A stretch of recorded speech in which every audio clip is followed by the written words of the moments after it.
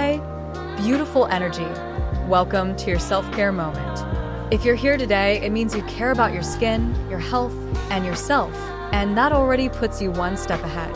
Today we're talking about one powerful, affordable, and slightly underrated skincare ingredient that's probably sitting in your cabinet right now, castor oil. But not the messy DIY myths. We're diving into real benefits, when to use it, how to use it correctly, and who should absolutely avoid it. Let's get into it.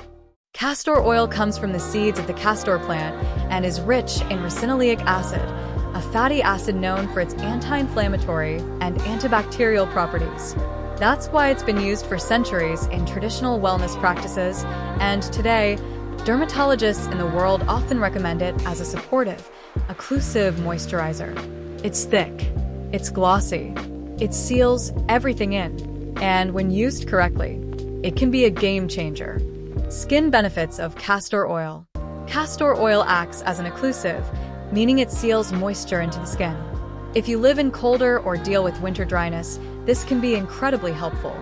Best for dry patches, flaky skin, cracked heels, elbows, and cuticles.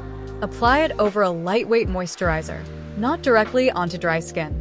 Supports the skin barrier. Because of its fatty acid content, castor oil helps strengthen the skin barrier.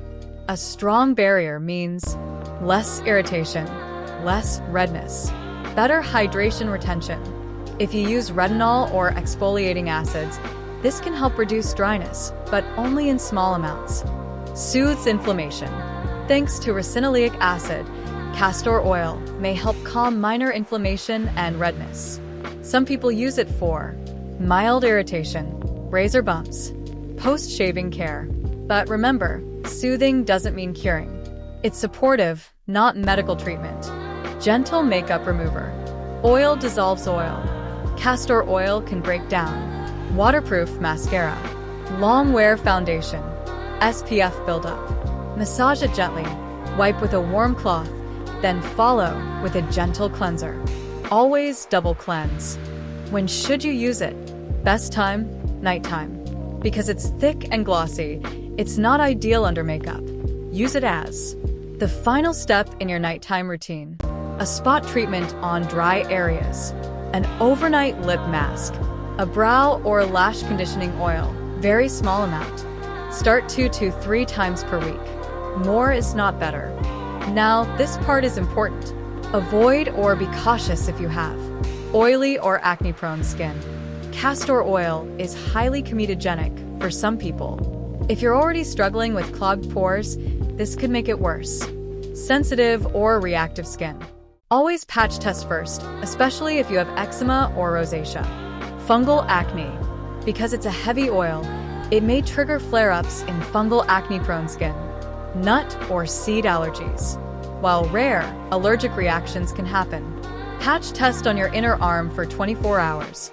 And if you're under dermatological treatment, especially prescription acne medication, talk to your dermatologist before adding heavy oils.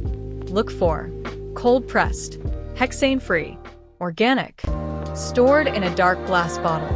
Avoid versions labeled for industrial use. Yes, that exists. Pharmacy-grade castor oil is usually safest for skin.